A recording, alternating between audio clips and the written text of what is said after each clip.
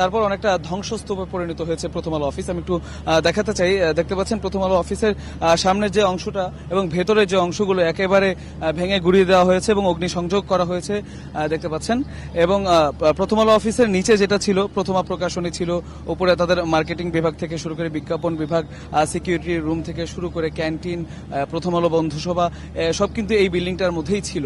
এবং এই বিল্ডিংটা সম্পূর্ণরূপে কিন্তু আসলে ভেঙে তছনছ করে দেওয়া হয়েছে এবং পুড়িয়ে ফেলা হয়েছে।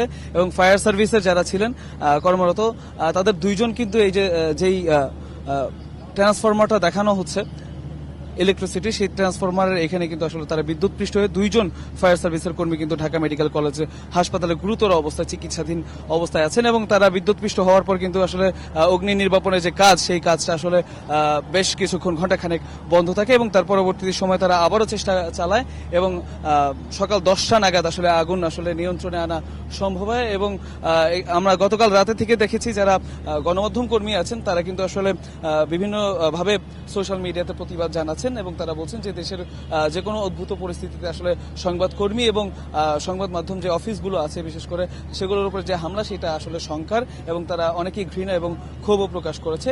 এবং গতকাল রাতে কিন্তু এখানে বেশ উত্তাল অবস্থা ছিল এবং ধাপে ধাপে কিন্তু আসলে এখানে অগ্নিসংযোগ করা হয় এবং অফিসের ভেতরে যে মালামালগুলো ছিল সেই মালামাল অনেকাংশ পুড়ে গেছে এবং লুট করেও নেওয়া হয়েছে অনেক, এমনটাও জানিয়েছেন প্রত্যক্ষদর্শী যারা আছেন বা সিকিউরিটি যারা আছেন তারা।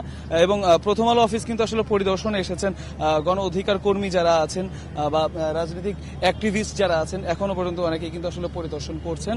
এবং তারা বলছেন আসলে ওসমান হাদির যে শহীদ হয়েছেন, ওসমান হাদি ভারতীয় আধিপত্যবাদের বিরুদ্ধে কথা বলে তার যে হত্যার বিচার সেটা তারা কামনা করছেন, কিন্তু গণমাধ্যমের ওপর এরকম ন্যাক্কারজনক হামলা সেটা আসলে কোনোভাবেই কাম্য নয়, এমনটাই জানাচ্ছেন রাজনীতিবিদ, অ্যাক্টিভিস্ট এবং গণমাধ্যম কর্মীরা।